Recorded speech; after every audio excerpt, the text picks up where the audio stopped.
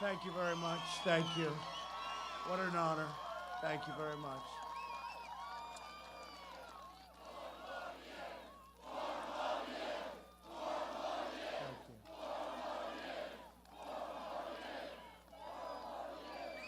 Thank you. Thank you very much. Thank you. We love this section of the world. It's a beautiful section. We appreciate it very much. And I'm thrilled to be back in the great Commonwealth of Pennsylvania so much. Thank you. This is the state where the story of American independence began. It's the state where the American Constitution was signed. Think of that. And 3 days from now, this is the state that will save the American dream.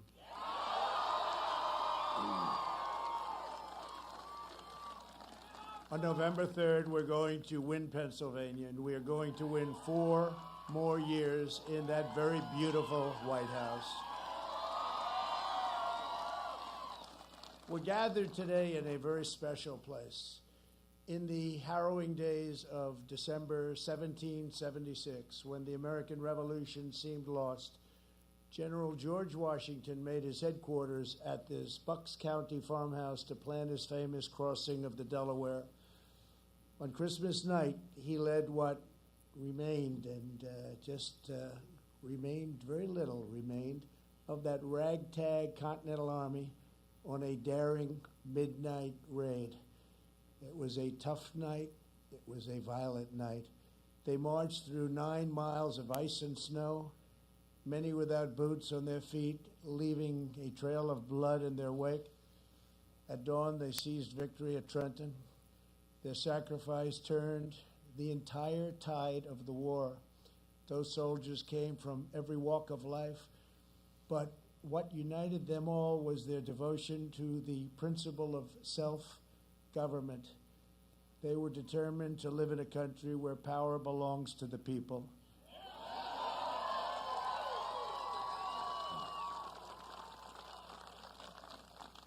That priceless inheritance is at stake just 3 days from now, and a great red wave is forming. As sure as you're there, as sure as we're here together, that wave is forming, and they see it on all sides, and there's not a thing they can do about it. This is the fundamental question facing every voter in America. Do you want to be a nation ruled by the corrupt political class, or do you want to be governed by the American people? I ran for office 4 years ago because I could not sit by and watch any longer as a small group of Washington insiders continued to get rich, bleeding America dry. You're just bleeding America dry. Think of it. Closing our factories, opening our borders, outsourcing our industries, and letting foreign countries ravage our middle class. Career politicians spend trillions of dollars fighting foreign wars while letting our own cities crumble and decay. Here in Pennsylvania, you know this bitter and very painful betrayal all too well, better than most. The corrupt Washington class launched an economic war against this state. For decades, they targeted your steel mills, shut down your plants, and sent millions of your jobs overseas, all while lining their pockets with special interest cash. And no one embodies this betrayal and treachery more than Joe Biden.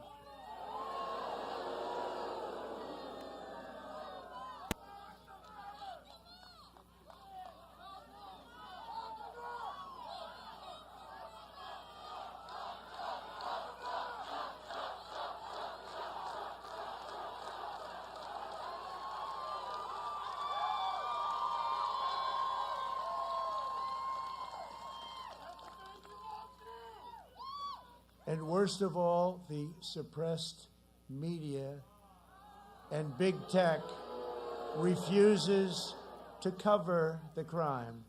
They refuse to cover. We've learned so much over the last 2 weeks. For 47 years, He supported every disastrous trade deal that enriched his cronies and impoverished your state. He wiped out Pennsylvania Steel. He was the cheerleader for NAFTA and China's entry into the World Trade Organization. Pennsylvania lost 50% of your manufacturing jobs after those Biden disasters. Then Biden pushed the job-killing Paris Climate Accord, an economic nightmare for Pennsylvania miners and every worker in our country. He backed TPP, which would have extinguished the American auto industry forever. Forever. These betrayals not only made Biden's donors rich, they made his family rich. And as we know, he profited from the misery of unleashed work and horror given to Pennsylvania workers. He made a lot of money, and his family made a lot of money, and nobody knew about it until just recently. At the debate, I looked at him and said, "Joe, you were here for 47 years, and you left only 3.5 years ago. Why didn't you do these things that you want done? Why didn't you fix it, Joe?"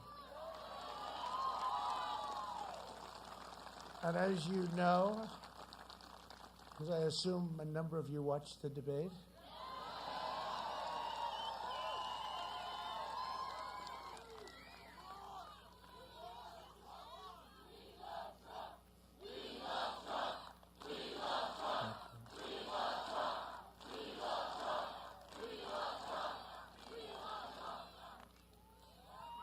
but as you know, he just looked at me and shrugged.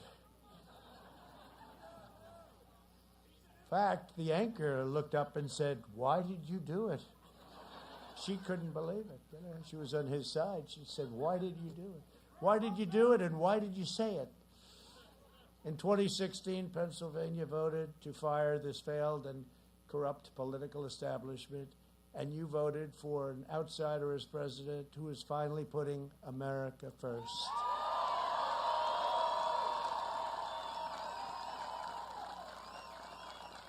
And if I don't look like a typical politician, that's very simple. It's because I'm not a politician. If I don't always play by the rules of Washington and the Washington establishment, it's because I was elected to fight for you, and I fought harder for you than any president in the history of our country.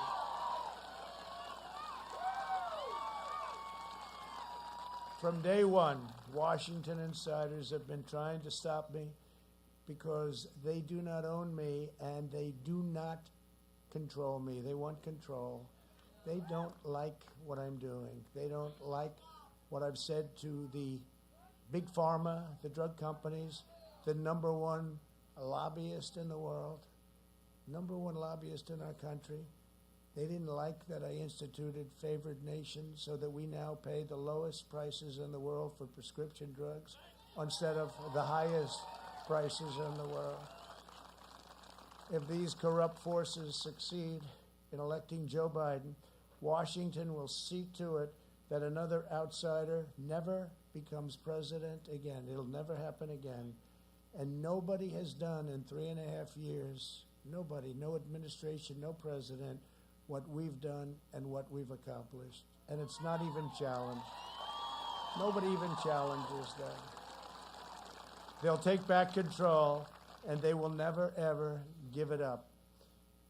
This once-in-a-lifetime opportunity to beat the corrupt politicians will be lost forever, and they know it. They're fighting so hard, and they hate what they're seeing because they're not looking at fake suppression polls anymore.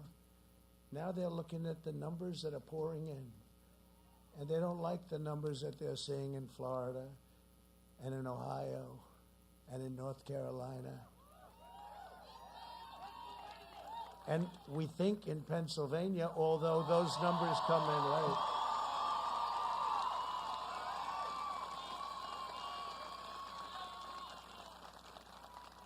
We think in Pennsylvania, they don't like it.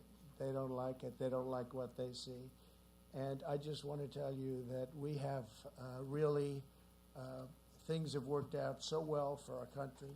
Nobody had any idea that anything like this could ever happen. If you look at what's going on with, over the last 4 years, we've been building the biggest, strongest, and most secure middle class in human history. We built the most powerful military anywhere in the world. And over the next 4 years, we will make it even stronger like nobody thought even possible. Do not be intimidated by our opponents' angry and menacing tone, because if we were, we would never have been able to accomplish what we've accomplished. In truth, they are actually terrified of you, the people. They're terrified. They're terrified that you will discover that you have the power to end their corrupt rule once and for all. We have to do it. When you see what's going on, we have to do it. We don't have a choice. Somebody said, "Do you enjoy this?" I said, "It's not a question of enjoyment. Believe it or not, I do. I shouldn't. Have to go check something, but I shouldn't." But, today we're doing 3 rallies. Tomorrow we're doing 5, and the smallest crowd will be 25,000 people. Then on Monday we're doing 5 or 6, and I can't tell you what's going to happen. I think we'll just go home and rest. But they don't get to decide this election. This is your choice. We have to be very careful. We have to be very, very careful, especially in this state, more than any other state. They say you have to be very, very careful. What happens in Philadelphia, we have to be everybody has to watch, vigilant. Your decision, your future is at stake. As your president, I don't answer to the special interests of no interest in me. I don't take instructions from donors and lobbyists. I don't care about them. I don't take my orders from the media, or as I affectionately call them, the fake news media. And as you know, they've turned out to be far more fake than we ever thought. And they've really turned out to be corrupt. They are corrupt. They are really corrupt. The word fake is not strong enough, especially after what we've seen, where stories, major stories, the biggest story anywhere in the world is absolutely not covered. It's hard to have scandal when you have no coverage. And they work in conjunction with big tech, and they protect each other, and they protect the Democrats, because with the Democrats, you don't have somebody up talking like I do about them. So they can do whatever they want, and this will only lead to very bad things. I do what is right for America. I do what's right for America. It's made me a lot of enemies in Washington, but I wear their opposition as a badge of honor. Winston Churchill once said that it was a nation that had the lion heart. I had the luck to give it the roar. I gave it the roar, and there is a roar, and people hear it all over. They heard it 4 years ago, loud and clear. Probably the biggest thing to happen. They talk Brexit, they talk numerous things, but this is always number one. What happened? 2016, and I will say, 2016 was an incredible, earth-shaking event. But 2020, and I never thought I'd say this, 2020, what we're doing right now through Tuesday, what we're doing is far bigger. It's far bigger. I never thought I'd say it. I never thought 4 years ago, and you never did either, somebody would say that this is going to be the most important election perhaps in the history of our country. It's really amazing. The greatest threat to American democracy is the concentration of power among a small group of unelected special interests, the big tech CEOs who have been put in a position by us giving a law to them, Section 230. We've given them that power. And you know, that can be taken away. That can be taken away. And probably has to be taken away. I see it better than all. I see it so obviously. I see it because of what I do on social media. For me, it's very easy to see. I see things that nobody would believe. The corporate media and the mega donors in Washington and Silicon Valley, they're all lining up behind an opponent that's going to do whatever they tell him to do. That's sleepy Joe Biden. It could have been the greatest. You know, if you look, we look at the amount of money that he has raised, hundreds of millions, $300 million 1 month. But I could have been the greatest of all time. I could have been the greatest political fundraiser because as president, all I had to do is call Wall Street, the big banks. I could have called the oil companies. I could have called all of the big companies. And every single one of them, and I know many of them, would have given me whatever I wanted. But I chose not to do that. And we did plenty. We have plenty. We can only buy so many commercials, you know. When the airwaves are full and you can't buy any more, I'm saying, where are we going to spend it? Although we did spend, in our case, a lot on ground game, which they, I think, forgot to spend. As much money as they have. They're screaming in Florida, where's our ground game? Where's our ground? Well, it takes a long time. You know what? It took us a year and a half to build that ground game, so we'll see how it all works out. But they didn't do that. They decided to go a different route. But they took in massive amounts of money. I could have taken in much more than that. They did $350. I could have done that within an hour. The president is calling. He'd like you to send $25 million, please. Who's going to tell me no? Nobody.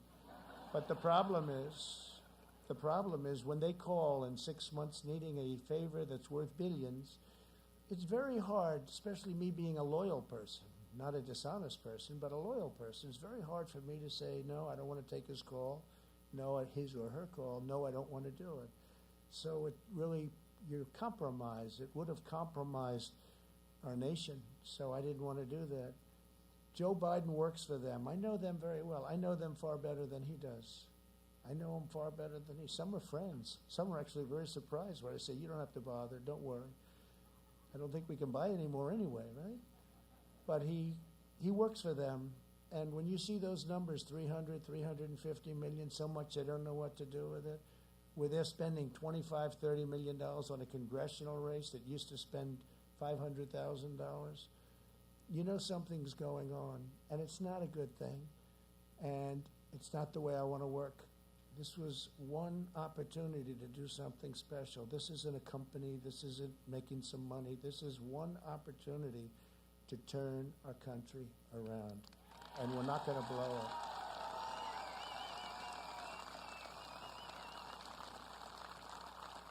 So he works for them, not for you, and it is I who work for you. I am working for you. It's like, not used to that too much, but I've gotten used to it.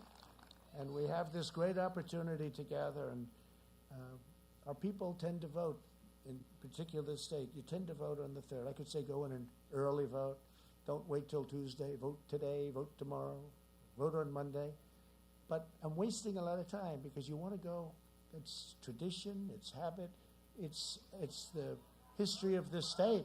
Look at what you've done with this state. Look at the history of this state with respect to our country. And you want to go, so I won't even say go today, go tomorrow, go the next day, or go on the 3rd. We want election day. Thank you. Election day. And we have others like that, too. We have others like that, too. They want election day. It's going to be a great day. The more these corrupt forces oppose me, the more I know we are delivering real change, real progress, and historic victories for the American people. We have done great things with the country, including our military, our vets, the biggest tax and regulation cuts in history. We just received a poll. This was a real poll, not a suppression poll, where the vets gave us a 91% approval rating for the job that we're doing. Think of that, 91%, the highest ever. Over these last 4 years, we've been building the strongest and most secure middle class in human history.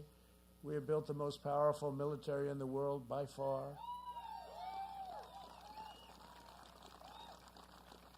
Nobody has ever built what we've built. And when I came in, we had a depleted military. We had old planes. We used to get parts by going to the airplane graveyards and taking the old parts out of old planes that were sitting there rusting in the sun and crazy weather where they store them in the deserts. And that's what we were doing. We had a terribly depleted military. And now we have the best equipment anywhere in the world by far, all made in the USA. And as I say, we are the envy of every world. We are the envy of every world power. From China to Russia, North Korea, they look at us and they say, wow, what they've done.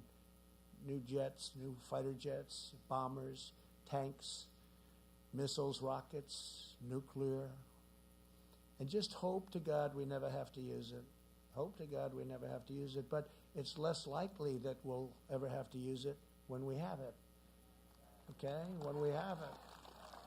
We were in very bad shape militarily. A general came to see me, highly overrated general came to see me actually. One of the world's most overrated generals. And he said, sir, we have no ammunition. Right at the beginning, you know what I'm talking about. Because we could have had conflict. He said, sir, could you hold it off? We have no ammunition. And I said, General, no president should ever hear that statement again. We have no ammunition. Well, now we have so much ammunition. Our problem is we have no storage. And over the next 4 years, we will make it even stronger. It's going to keep us safe. Last night, our brave special forces rescued an American hostage in a faraway country.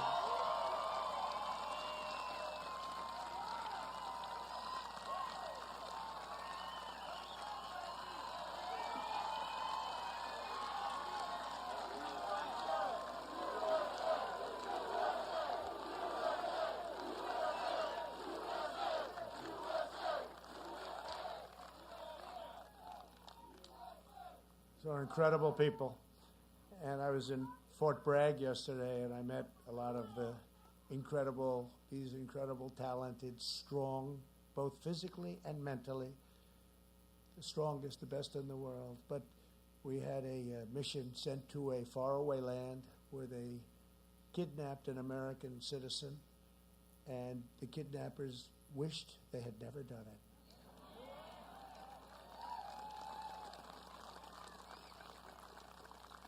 And they went in with a large group, 0 casualties. We got our American citizen, young man, we got our young man back. But the other side suffered gravely, I can tell you that. Our nation salutes its courageous military, which brilliantly executed this operation. Very few people would have been able to do it. It was very complicated, a very complex, tough area. We celebrate the safe return home of an American hostage. We've gotten many hostages home.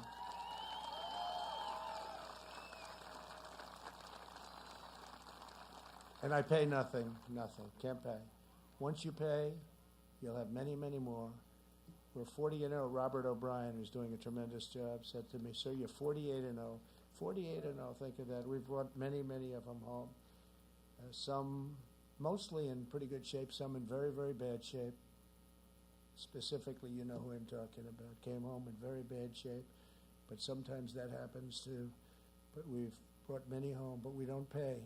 You pay, once you pay, your numbers will go up 1,000-fold. We're boldly standing up to China. We achieved the most secure border in American history, our southern border. We have attained, in just a short period of time, American energy independence. And if we're up to the opposing side with the Green New Deal, the Green New Dealers, AOC +3, and you add Pelosi and Schumer, and you add Joe Biden, who really doesn't understand it, so you don't have to probably. They'll tell him what to do. He'll do whatever they tell him, whatever it takes. He'll say whatever it takes. With the sunglasses, or the sunglasses. I said, I don't think I'm going to do that, but I watched those sunglasses.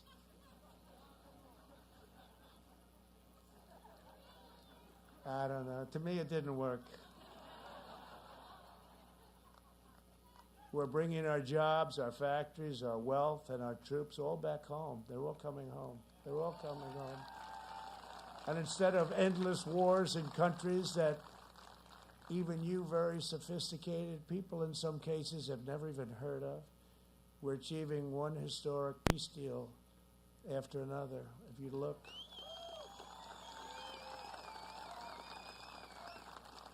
Middle East, we already have 3 signed up. We have many countries want to sign. We're signing them rapidly. And even with Kosovo and Serbia, we're doing a trade deal with each, a routine trade deal. When I heard about it, I said, wait a minute. They've been killing each other for decades. They've been killing and killing for decades, each other, fighting all the time. We're doing a trade deal. They want it. They always want us. All of them want us. The whole world wants us. So we're in a great negotiating position. But I said, Kosovo, Serbia, we're doing a trade deal. You tell them we're not going to do the deal unless they make peace. And all of a sudden, they were hugging in the Oval Office. It's great, right? No. And it came through common sense, and it came for no money. Going to make a trade deal. We say, no, we're not going to make the deal unless you two start getting it. You're killing each other for decades and decades. That's all they do is they kill each other.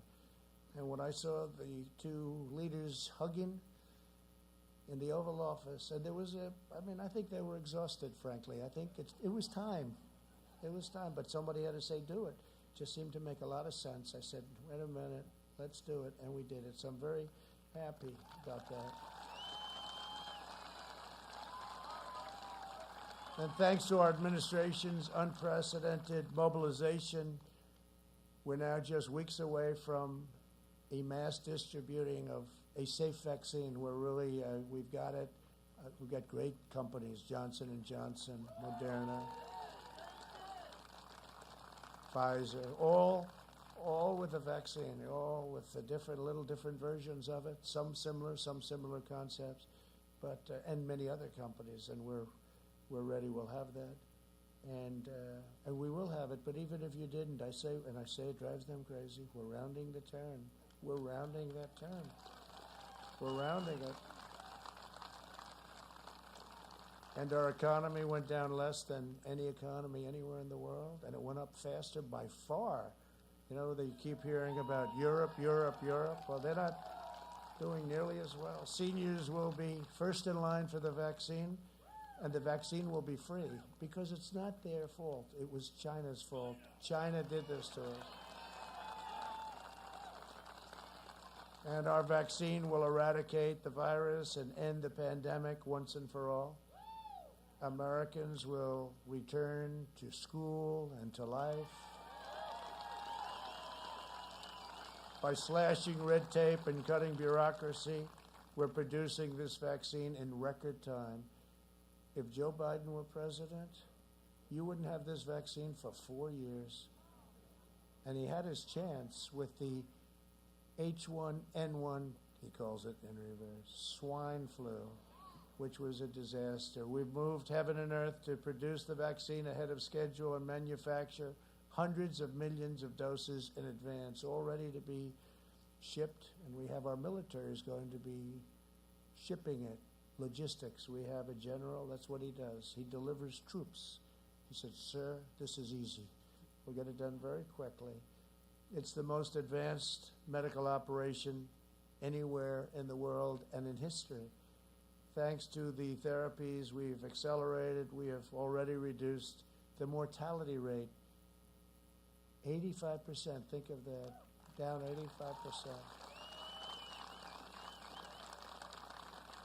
And our excess mortality rate is 40% lower than Europe's. And Europe has done a good job. It's a very brutal thing. Everyone thought Germany was doing great. They're not doing great. Right now, you see what's going on over there with France, again, Spain and Italy. But we're doing great, but we just don't get credit for it. We don't get credit. And I don't want the credit personally, but I want the generals and the admirals and our great Vice President, Mike Pence, who worked so hard,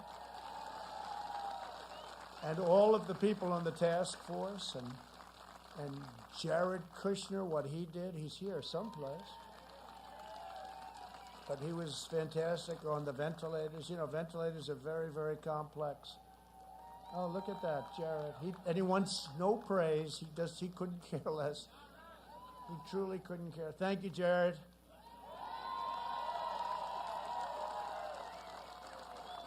No, we had a tremendous just a quick story. We had a tremendous ventilator problem because we weren't equipped for a thing like this. This is once in 100 years. It was 1918, we're talking about the Spanish flu.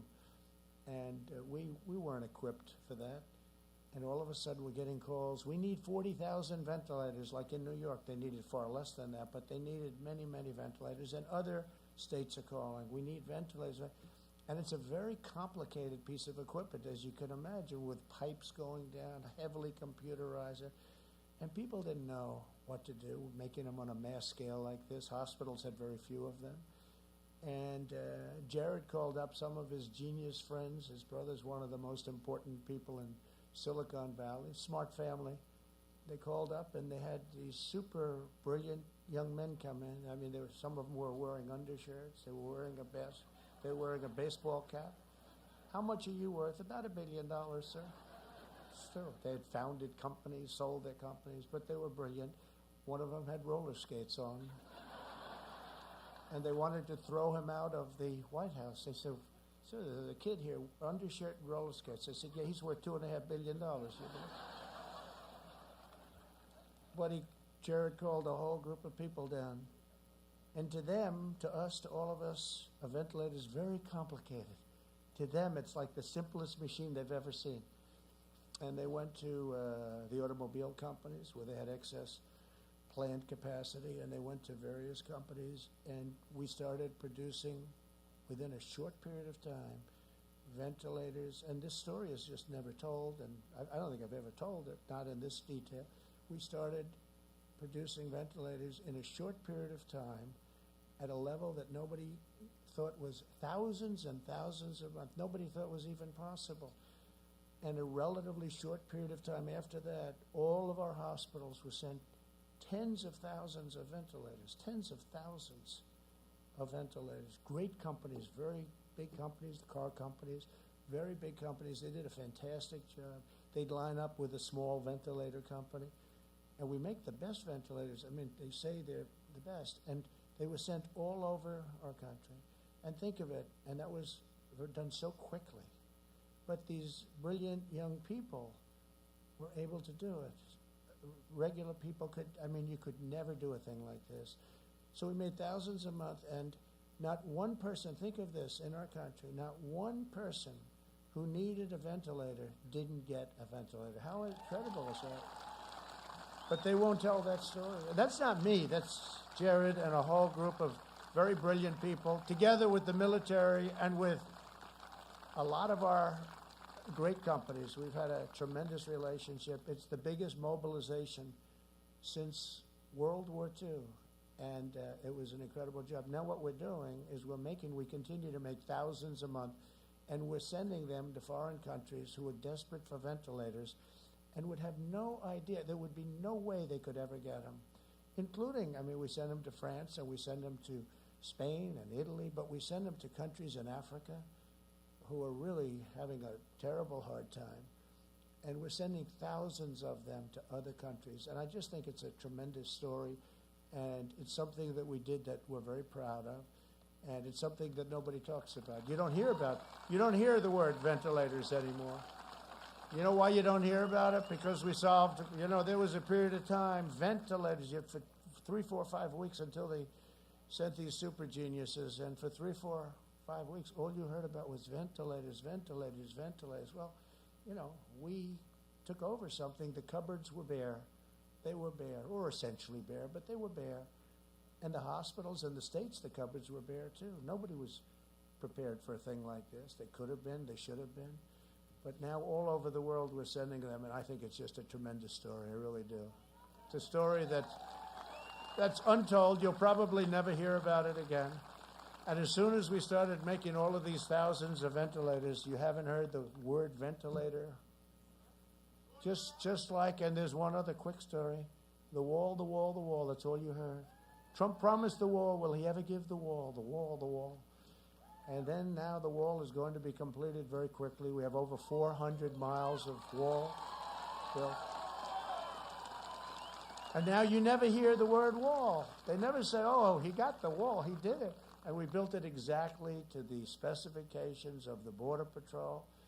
And they were tough specs, I will tell you.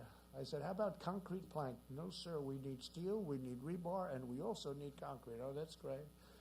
But we got it built, and they have to have vision. They have to have slats because they have to be able to see through what's on the other side. You can't have, and once you realize this, I mean, they're right.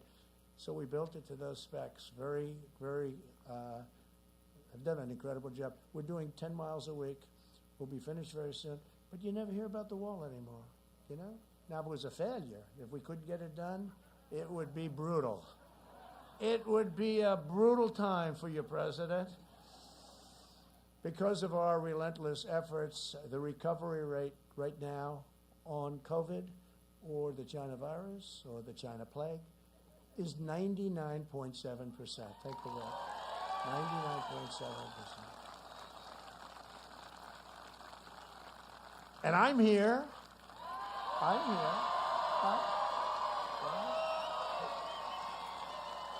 here. And these two great people whose property we're using today, what a historic property. And all I know is they said, we just drove up the road, they've been here a long time. But not as long as George Washington, right? But they've been here a long time, and they said, and you probably, many of you said, do you see the crowds along, it looks like Broadway, except it's slightly more picturesque. Slightly more picturesque. But it's thousands and thousands of people lined all the way down to the highways. It's incredible. And they're all waving flags. Most importantly, they're all waving flags, and they're proud of our nation. And I guess it has something to do with Pennsylvania. I'm going to be here all day today. But no, it's a beautiful sight, and they were very proud. And thank you very much for everything you've done. We're allowing younger, healthier Americans to resume normal activities while strongly protecting the elderly and those at high risk. And we're making the powerful antibody treatment that I received available to anybody that needs it free. Free. Wasn't their fault. But I had that, and I didn't feel good. I said, what's going on? And test positive. And I'm the President of the United States. I couldn't bury myself in a basement of the White House, as nice as it is. I actually got to see it one time. It's very nice. Like you would expect. It's a beautiful basement. It's in the White House. Very solid basement. But I couldn't do that, and I couldn't put myself in a beautiful room upstairs, beautiful bedroom, and stay there for a year and a half. I'm the president. And I'd go to meetings, I'd say, that's a lot of people. And then one day, that happens. And I said, I wasn't feeling good. And the doctor came in, and great doctors, great White House doctors, Sean, and they came in, they said, sir, you've tested positive. I said, tested positive for what? And they said, for COVID. For COVID. He actually used the term COVID. He's more politically correct than I am. He said, that's not good. But I didn't feel good, and we went over to Walter Reed Medical Center, which is phenomenal. I see the work they do in young men coming back so badly, and women so badly wounded. I see what they can do, and nobody can do what they can do. And Johns Hopkins was great. We had a lot of doctors gathered around, but I didn't feel good. And they gave me something, Regeneron, and Eli Lilly makes a very similar kind of a thing. The concept is based on antibodies.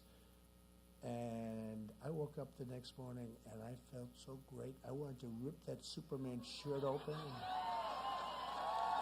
I wanted to come back. I wanted to start doing a new trade deal and campaigning simultaneously. They He said, sir, how about taking it easy for a couple of days? But no, it's incredible. What we've been able to do is, and I don't even know, maybe, now I'm saying, well, probably wasn't the drug. It's just that I'm in such perfect physical condition. And I'm very young. If you're young. So I said that, and CNN got very upset right there. Like that. Their camera just went off, the light. They got upset. They said, he is not young and he is not in perfect shape. I said, I'm a great physical specimen. They didn't like it when I said that. They don't like those kind of things. No, but I don't know. Maybe I helped. I don't know. But I can tell you, it's incredible what they've been able to do. And I think it did help a lot, frankly, because I got out of there fast. I could have gone out a lot sooner, too. I wanted to go out almost immediately. They said, nice and easy, please, sir. But it shows you, maybe I serve as an example. First Lady got it also, and she's better. She's perfect. And Barron Trump, right? Barron got it. My young boy, he's 14 years old, and my young tall boy, I say, he's very tall. He's a good guy, good-looking guy and strong, so he has it. They say, sir, Barron tested positive also. I said, wow. Then I go, this was at the beginning, I say to the doctor about 12 minutes later, doctor, how's Barron doing? Oh, he's okay, sir. He sloughed it off. I said, you know why? They're young and the immune system works. That's why I say, get back to school. Get back to school.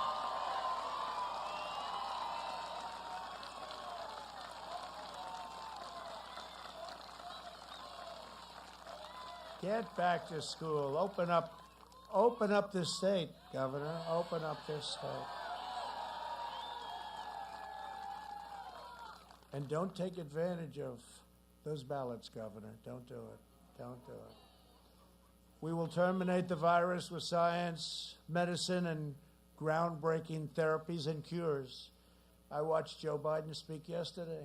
All he does is talk about COVID, COVID. He's got nothing else to say. COVID, COVID, COVID. We agree. We agree. It's serious. And we've done an incredible job. And at some point, they're going to recognize that. At some point, I said, we've done an A-plus job. But I give ourselves a D or maybe an F in terms of public relations. But now I'll start talking about it a little bit. When Joe Biden was vice president, his failed approach on the swine flu was, as I said, a total disaster. And his chief of staff said that he had no idea what he was doing. I don't know why this guy said this. And now they're thinking about bringing him into the administration. I guess probably this was maybe before the flu came along or something, because I'm saying, why would he say this? He goes, quote, we did every possible thing wrong. And 60 million Americans got H1N1, far less lethal, by the way, far less lethal. And in that period of time, and it's just purely fortuitous that this isn't one of the great mass casualty events in American history. This is Biden's chief of staff. Think of what he said. Where did this guy come? You're going to bring him back? It had nothing to do with anything we did. We didn't do anything right. Now think of this. And then he's saying, we want to take over what you're doing, right? He says, we want to take over. Remember he said when he first started running that I did a poor job because I didn't act fast enough. I acted in January. We had almost no deaths. Now think of this. And I said, China is heavily infected. They can't come in. And I went up against Dr. Fauci and others that said, no, you shouldn't do this. You shouldn't do it. I said, listen, they're infected, heavily infected. Let's close off China. So I did that. I closed off Europe. I did that. Saved, and Fauci would tell you, saved tens of thousands of lives, much more than that. And then when you think, okay, I mean, we saved thousands and thousands of lives. And then Biden is campaigning. And he was 2.5 months later, he said, we have to get tough. And he called me xenophobic because I closed. 2.5 months later, then he runs, and he said, he should have closed the country earlier. I said, I don't think he's going to get away with that. And let's see what happens on November 3rd, because if something happens that's wrong, where he did, then he did get away with that. Now, here's a guy not the smartest guy out there, and he never was, but now in particular, he's not doing too well. But here's somebody that says that I didn't act early enough, and for 2.5 months he was scolding everybody, saying that they shouldn't have closed off China, they shouldn't have done, and that nothing bad is going to happen. But remember the statement from that was his chief of staff made that statement. We mourn for every life lost to the China virus, and in their memory, and their sacred memory, we truly do. We weep, we mourn. It should have never happened. We will defeat the virus and emerge stronger and more unified than ever before. That's all we can say. We're going to be more unified than ever before. Our economy is now surging back faster, better, bigger, and stronger than any nation on earth. We just had the best quarter of economic growth ever recorded. Ever recorded by more than double.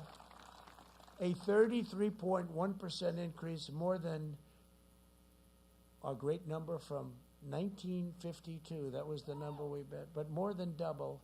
And you know what? The press is refusing to talk about it. It's not even a major story. It was, one of the analysts said today, it was the greatest economic number that they have ever seen. Okay, GDP up 33.1%. That means it grew 33 in a quarter. And the press barely mentions it, not even on the front page of newspapers, because that's the game they play at suppression. That's why we have to win. We can't let them do this. We have to win. This was according to a certain very important person, and Larry Kudlow, who's a terrific guy, and other people.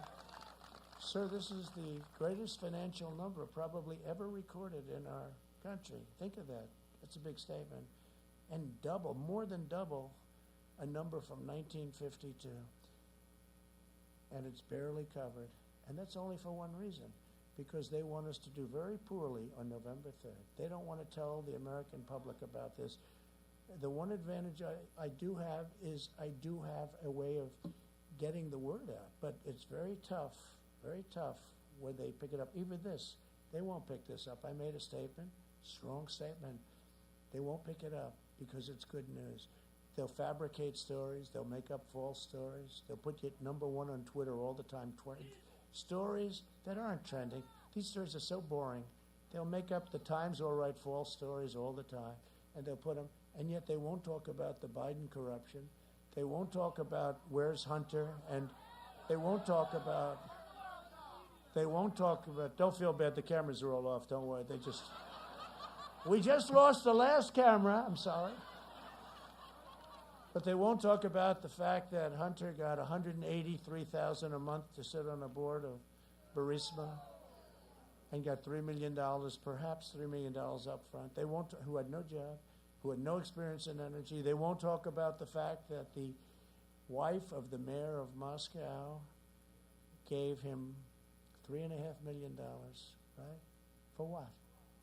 They won't talk about the fact that the father went to China in Air Force Two. Where's Hunter was with him. I put his first name, his real first name is Ware. We're going to make it Ware. Where's Hunter was with him. And in 10 minutes, he walked out with $1.5 billion to manage, which is millions of dollars in fees, millions and millions. And they won't talk about the fact that he was going for the big one next with China. He asked for $10 million a year for introductory purpose. In other words, he was going to introduce people. $10 million a year. This is a payoff. That's all it is. And they won't talk about the fact that the father was the big guy. To me, he's not a big guy. He's not a big little guy. He's very slight. Remember when he said a year ago, he said, I'd like to take him to the back of the barn? That's okay. I went like this. I'll take him to the back of the barn.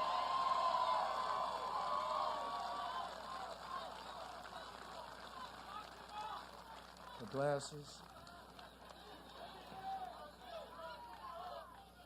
Next year will be the greatest economic year in the history of our country if we don't raise taxes.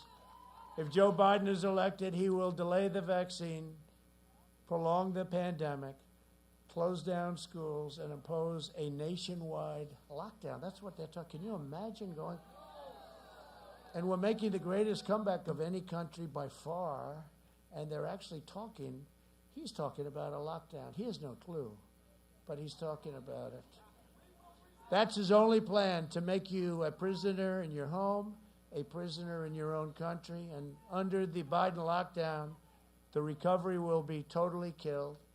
The economy will crash. Country can't afford it. The people can't afford it, but country can. Can you imagine? I mean, your state has to open up, too. All Democrat governors, you, Michigan, North Carolina, I mean, they're all Democrat governors. And they're probably doing it because they want to affect the election. You know, they're probably doing it by November 4th, they'll announce, we've decided to open up Pennsylvania. The Commonwealth of Pennsylvania will be opened on November 4th, you know. No, because it can't be. They can't be so stupid, what they're doing to people. And the countless people that will die from depression and drug overdoses and suicide and abuse and really a deferral of medical care. There'll be no school. There'll be no graduations. There'll be no weddings, no Thanksgivings, no Christmas, no Easters, no 4th of Julys. There'll be nothing. Will be nothing. And you know, one thing we've learned very recently, everyone likes the computers and the laptop, and we can learn from the computer, you don't have to go. Well, now we've given it the all-time mass test, right? A child being in a classroom, or if you're older, a campus, even a college campus, but a child being in a classroom cannot be replaced by a computer. It can't. It doesn't work. It's no good. And they're losing, you know, potentially years out of their life, and it's the important years, it's the development years, but the computers don't work. They're okay, but they're a small percentage, and that's come out loud and clear.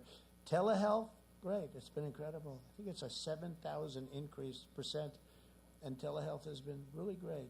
It's going to have a great future, but not education. They have to be in their classroom with other students, and they have to find their way in life.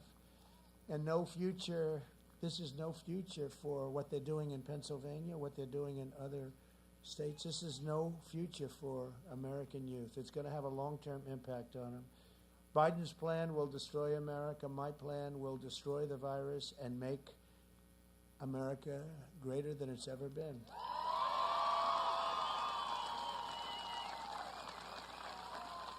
And the skyrocketing cases in Europe have shown draconian lockdowns, and that's what they are. They're draconian.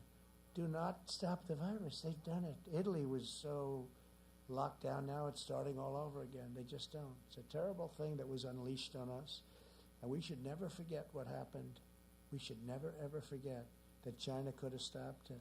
They stopped it from going into the rest of China, but not from going to Europe, the United States, and the rest of the world. We can never forget it. But the far left is determined to lock down America because what they crave more than anything else is power and control over you. Joe Biden has made a corrupt bargain in exchange for his party's nomination. He has surrendered his party to the radical socialists, left-wing extremists, anarchists, looters. Today's left tolerates no challenge and allows no dissent. You see that. They have it locked. They have it locked down. That's the ultimate lockdown.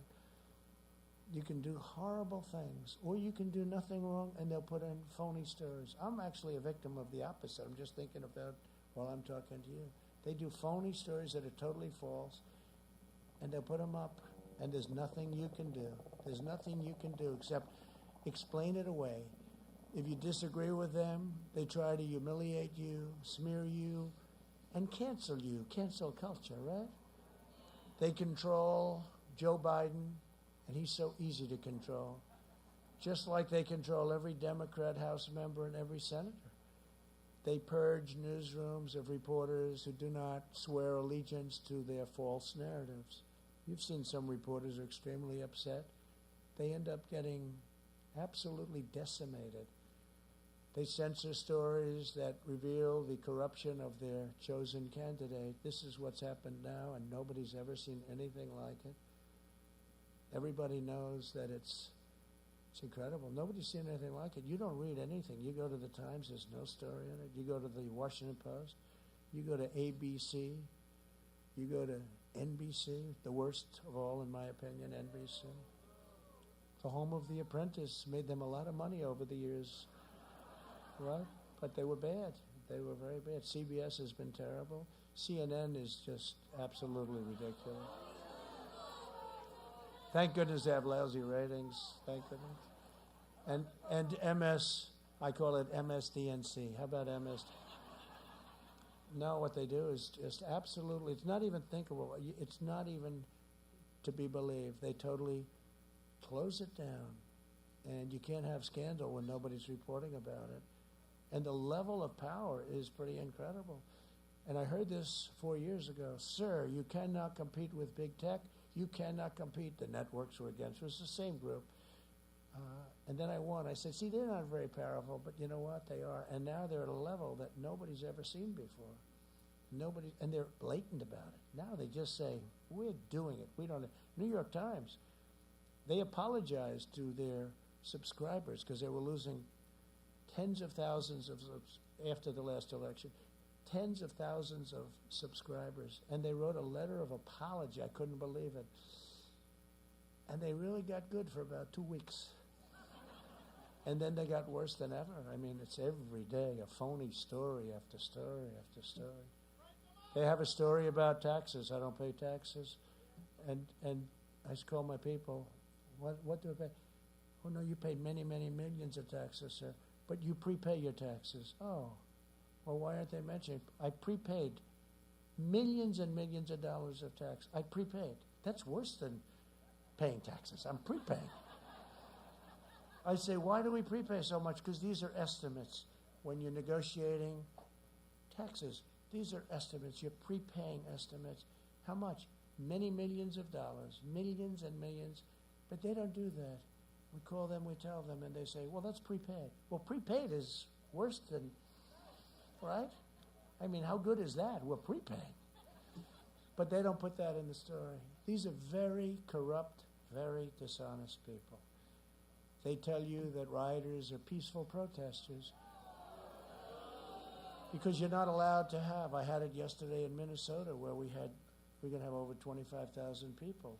And the governor of Minnesota, radical left Democrat, and the attorney general, they said, no, the most you can have is 250 people. To my people, they said that. And so my people said, so we're going to close it down. We had thousands of people. I don't know, you probably all saw it last night. Tens of thousands. We're going to have 25, 30,000 people. And don't forget, they've done a terrible job in Minnesota where they let Minneapolis burn down. And they could have called us a lot sooner. We went in, took us about, 25 minutes to solve the problem. No, we could have gone in there. We were willing. We called them. We were willing to go there immediately instead of having everybody running away. And they have a very good police, or they had a very good police force, but they don't let them do what they have to do. And they shut it down. They said, no, you can't have 25,000, but you can have 250 people. And I said to my people, no, let's go. Let's speak in front of the 250 million. What I didn't know is that thousands of people were going anyway. They just went. They just went. And I think that had I done a regular rally with, because we're getting 25, 30,000 people, getting much more than that at some. Nobody's ever seen anything like this. Laura Ingraham had a show last night. She said, I've worked for everybody. I've worked for Reagan, and nobody's ever seen anything like what's happening. It's a great thing. It's an incredible thing. This is supposed to be a little special speech, but you've never seen anything like it. Nobody's ever seen it. And what happened is, I think because of what they did when they said, we're going to silence his voice, it turned out to be a much bigger voice. And I think we now are going to, 1972, Minnesota hasn't been won. Between Ilhan Omar, who, as you know, comes from Minnesota, I think Omar, a couple of other things, the riots, but I think what happened is they made this into a massive event. And people are tired of it. And I think we will win Minnesota. We were very close last time. And we should win it. When they let Minneapolis burn, we should win it. But I think we're going to win it. And again, 1972 was the last time. Can you believe that? I think we're going to do it. We'll find out. You're going to know in about, well, I hope based on the Supreme Court. They don't delay it too long. This decision yesterday, I will tell you, was not a good decision. Where you're allowed to wait days to count and days to have the final count. You're allowed to have time limits beyond November 3rd. So what does this mean? The whole world and our nation is going to be waiting and waiting and waiting to hear who won? No, you're going to be waiting for weeks. And a very dangerous thing happens November 3rd, and now you have to wait and wait. And very bad things can happen with ballots during that period of November 3rd to whatever date they gave them, many, many days. So you're going to be watching on November 3rd. I think it's highly likely you're not going to have a decision because Pennsylvania is very big. And as you know, there was another state, but perhaps other states involved. This is a terrible thing that they've done to our country. And that's the United States Supreme Court I'm talking about. That is a terrible, political, horrible decision that they made. We're going to be waiting. November 3rd is going to come and go, and we're not going to know. And you're going to have bedlam in our country. And you're going to have this period of 9 days or 7 days or whatever it is. And many bad things. Ballots are going to be, we just found 10,000 ballots. Oh, that's good. We just found another 10,000. This is a horrible thing that the United States Supreme Court has done to our country. And I say it loud, and I say it proud.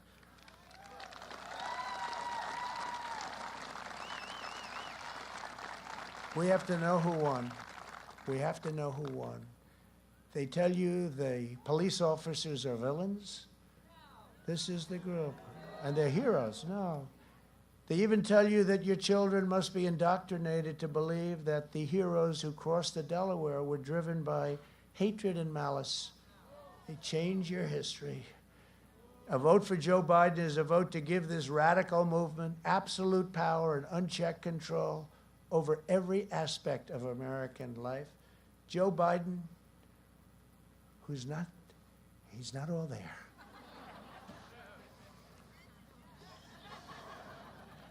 You should get a little bit larger frame, don't you? No, I know those glasses. You got to get a little. I'll tell him. He doesn't want to have people look at that surgery on the eyes. It didn't work out. Joe Biden and the socialist left are absolutely convinced of their own moral superiority. I don't know if he is but they are. They are. He isn't. Look, let's face it. He's shot. Same time. Who said that? Who said that was exact timing, right? You copied me from another space. While their agenda devastates the poor and the American middle class will be devastated. They support crippling shutdowns that crush the blue-collar jobs while they stay home and work. They close down your schools, your children, while they hire private tutors for their children. They ban you from going to church while they let left-wing extremists burn down your church. You can only meet if it's a protest. So you know what we do? Like even in this state, I call this a protest. Otherwise, they don't let you meet. You can't go to church, right? You can't go to church. What they're doing to our churches and our synagogues and all of that is just terrible. You see what's going on. Even when the church wants to go into a field and stay apart, they say, no, you can't do that. It's like a terrible thing. They lecture you on the need for open borders that flood your cities with illegal drugs and gangs while they themselves live in walled-off compounds. They want to defund your police and confiscate your guns simultaneously while they themselves are protected with armed guards. No, we will protect your Second Amendment 100%. There is only one way to preserve, protect, and defend the American way of life. You must show up on November 3rd, okay? Don't worry about the first or second, because I know you too well. The Biden-Harris economic policies of increasing taxes and regulations, biggest tax increase in the history of our country is what they're proposing. Would pulverize our middle class. Their plan is projected to hammer the typical American family's income by over $6,500 a year in the Wall Street Journal. By contrast, I cut taxes and regulations at a level nobody's ever done before and raise middle-class families' incomes over $6,000 in just 3 short years. And that's not including energy, which is a tremendous, what we've done with energy is tremendous. Joe Biden has pledged a $4 trillion tax hike, socialized medicine, an avalanche of job-killing regulations, a return to globalist trade deals, and he vowed the total destruction of the Pennsylvania oil industry and fracking. Fracking is gone. Fracking is gone. And he said that loud and clear for a year until he realized that he has to win in Pennsylvania. But fracking is dead because their side, it's dead. You saw AOC go out and say, no, no, no, you can't say that when Biden switched. And he never had one question from the press. How could you say it for a year and then all of a sudden switch when you walk into Pennsylvania? Now, fracking would be dead. Joe Biden's plan to abolish American energy is an economic death sentence for Pennsylvania. A vote for Biden is a vote to ban fracking and to send your state into a nightmare of poverty and depression. That's what's going to happen. It's your single biggest industry by far, probably 1 million jobs one way or the other. And what it would do to our country, because our country has low energy costs. You and Texas and others. Think of Texas. He's running in Texas. We're doing very well in Texas, but if you believe the fake news, they'll tell you, oh, it's very close. It's not close at all. And it wasn't close 4 years ago. Think of Texas. It's very close. He's against oil, he's against guns, and he's against religion. And then they say, Texas is very close. Think of that, right? He's against oil, guns, and God. Texas is very close. Too close to call. I don't think so. I think Texas is going to be very strong for us. Can you imagine going into Texas, say, we're going to take your guns away, and by the way, we're going to close up every oil well that you have? Well, vote for me, vote for Joe. I don't think so. I don't think so. If Biden wins, there will be no fracking, no oil, no natural gas, no jobs, and no future. Under Biden, gas prices will explode, family incomes will plummet, and the fracking industry will be outlawed forever. Forever. With your vote, I will cut middle-class taxes even more. I mean, we cut them at the highest level in the history of our country, even more. And you saw what it did. That's why we're coming back so quick, because we have a strong foundation, a base.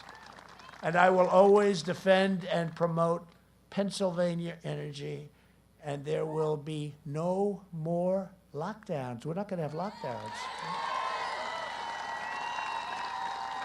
We will never lock down again. Joe Biden would appoint the most radical left-wing cabinet in history. Beto O'Rourke will be in charge of gun confiscation. Elizabeth Pocahontas Warren will be in charge of the United States Treasury, according to what they say. AOC +3 will run the climate policy. I wonder if she ever even took a course in climate. I don't think so. Because it's the... I didn't say it, you did. This can only happen in Pennsylvania. Don't forget, I went to school here. You know, he likes to throw around the Pennsylvania thing. Look at it differently. He abandoned Pennsylvania. He went to Delaware, but I'm not blaming him. He was 9 years old or something, so we can't blame him for that, right? But he left Pennsylvania. Now, I went to school in Pennsylvania, as you know. Representative Ilhan Omar will be running Homeland Security. How do you like that? Who knows? I just said that one, but you know what?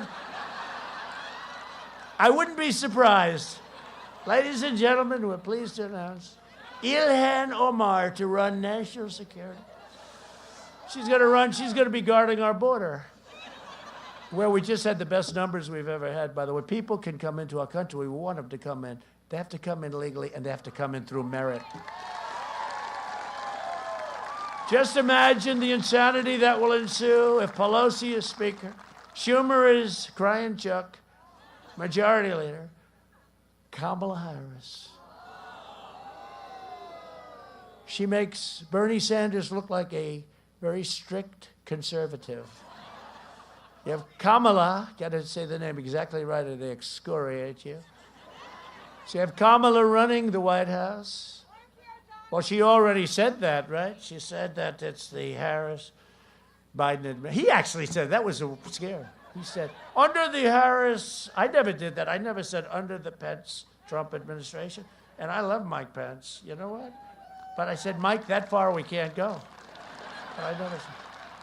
But he said it, he made a mistake. He also said he's running for the U.S. Senate 2 or 3 times. He said, I'm a proud Democrat. This is like 3, 4 times. I'm a proud Democrat running for the U.S. Senate. I want you to. And we said, no, Joe, you're running for president. Oh, okay. Is this whole thing, I mean, can you believe that this could only happen to me? And how are you doing? We're tied. We're tied. How the hell? How can I be tied? We're tied. He said 4 times. The other thing he does badly. Haven't done it yet. I hope I never do. But he'll be making a speech in Ohio. Ladies and gentlemen of Iowa, it's proud to be. The worst is when he's making one in Miami with the palm trees. The beautiful palm trees. Ladies and gentlemen of Ohio. No. No, he's made that many times. And you know what I always say? Winston Churchill was a great, great orator, right? Amazing orator. Amazingly, because he was a stutterer in his life. He was a stutterer in his life, became a great orator.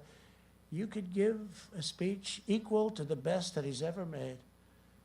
And if you made the mistake in saying, welcome, like we're in Pennsylvania, it's great to be in New York.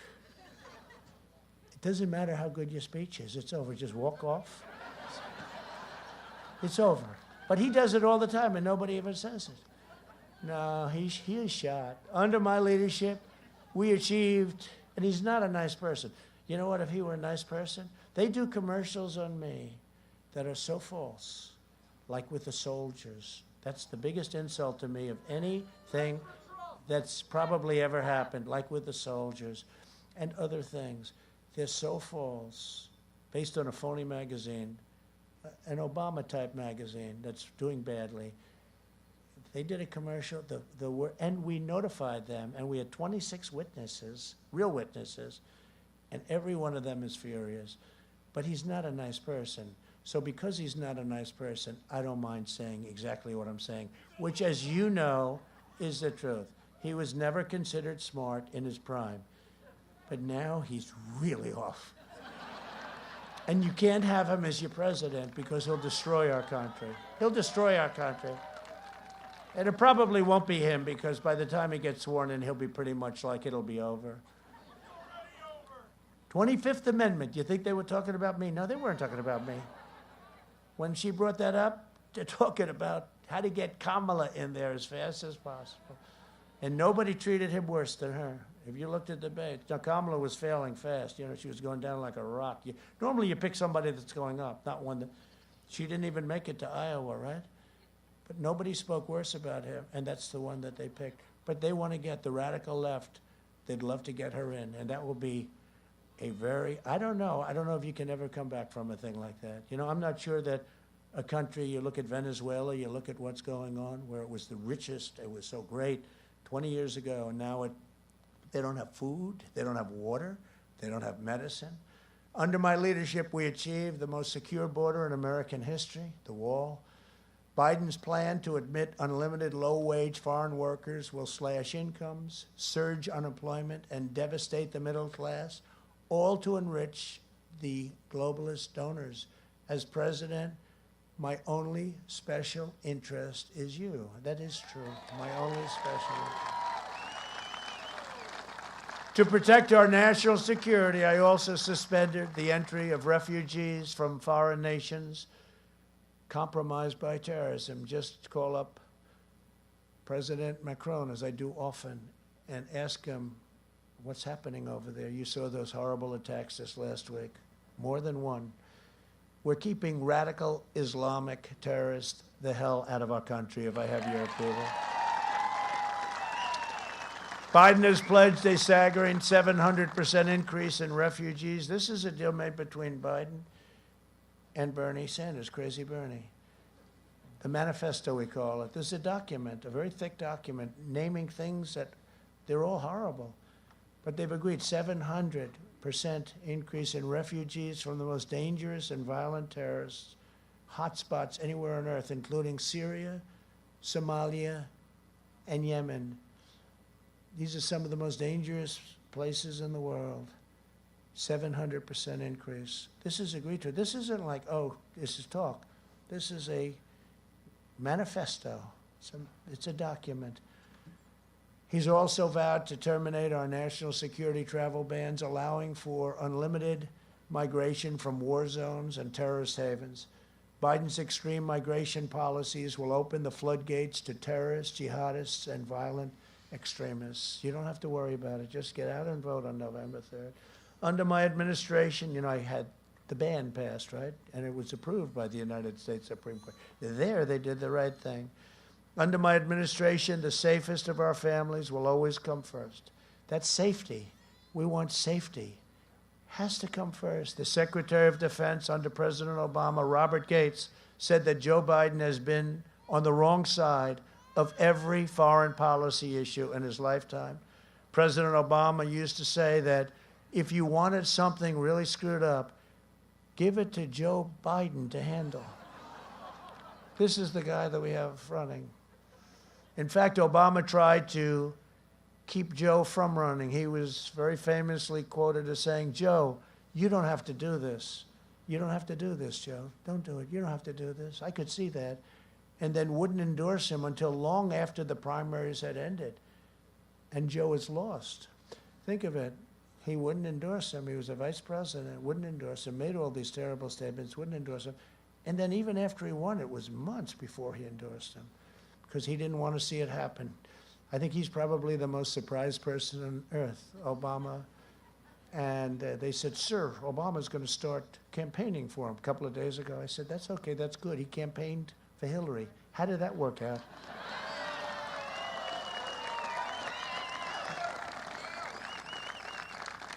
And his crowds are extraordinarily small, just so you understand. They're not big. They're like 22 people, 18 people. For months, Joe Biden and Kamala Harris have been inciting violence against police officers and riots like those carried out by Biden supporters in Philadelphia. Look at what's going on in Philadelphia. They should call us into Philadelphia. We'll solve the problem. Or let their police handle the problem. Let their police handle the problem. If elected, the Democrat ticket will pass legislation to end cash bail, create sanctuary cities nationwide, and to fund police departments all across America. In a second term, we will increase funding for law enforcement. We will hire more tough-on-crime prosecutors to put violent offenders behind bars. For 47 years, Joe Biden betrayed African Americans at every turn. He took your votes, he took you for granted, and then he shipped away your jobs and flooded your cities with cheap foreign labor. He devastated black families with his 1994 crime bill that really locked up tens of thousands of African American men with unfair sentencing, and he called African American young men super predators all the time. He would say super predators, a name that has always been something. There has been no name that they've hated more. They hated it with Hillary Clinton, and they hate it with Joe Biden. Super predator, the term super predator, that was his term. He forged close relationships with pro-segregation lawmakers, and his trade deals decimated the black middle class. Joe Biden cares more about refugees living thousands of miles away than he does about black Americans living in Philadelphia, Milwaukee, Detroit, Baltimore, Oakland. He's done nothing. And then he says to me, oh, we should do this. I said, Joe, again, always, it's so easy. 47 years, but he left. It was only 3.5 years ago. So this wasn't a long time ago. I reversed the injustice of Biden's crime bill by signing landmark criminal justice reform, prison reform. And under our recently announced Platinum Plan, we will create 3 million new jobs for Black Americans, increase access to capital, restore safety to every neighborhood, and we will deliver school choice to every parent in America. School choice.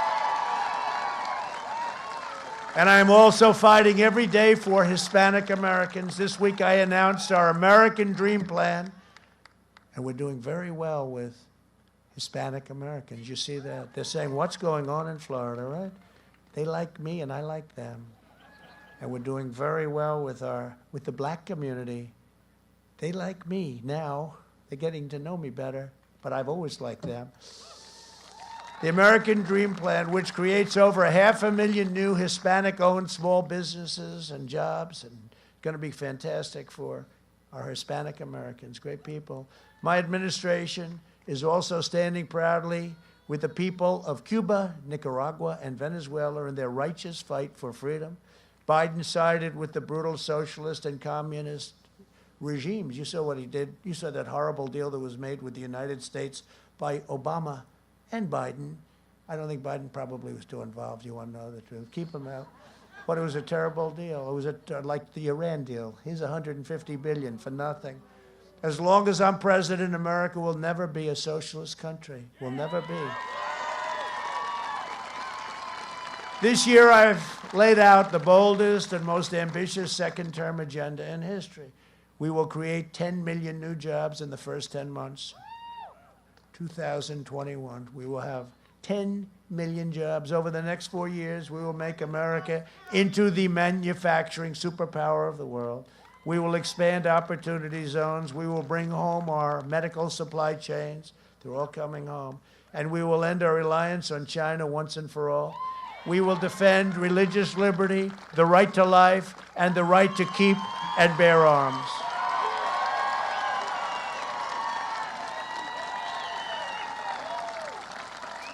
And we will restore patriotic education to our schools.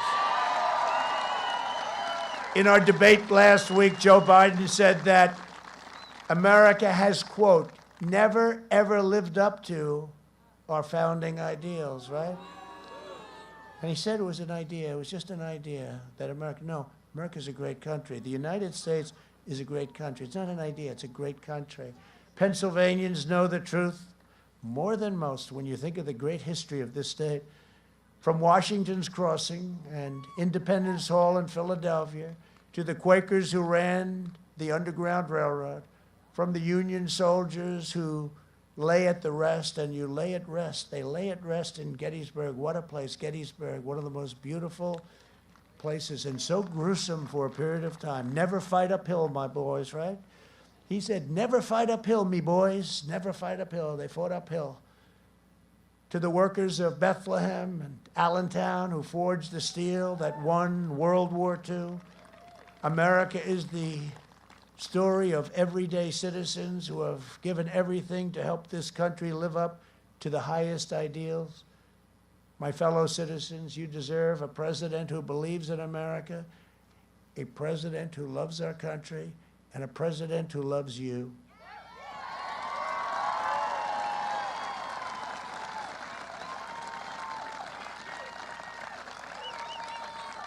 Everybody knows that Joe Biden is not equipped to lead America. To Republicans, Democrats, and independents across this state, across this nation, I am asking for you to honor me with a vote that's going to make our nation greater than ever before. I will continue to fight for you with every breath in my body. And with your support on Tuesday, we will show the world that for our country and for our children and for the incredible people of Pennsylvania, the best is indeed yet to come. Thank you very much. Thank you.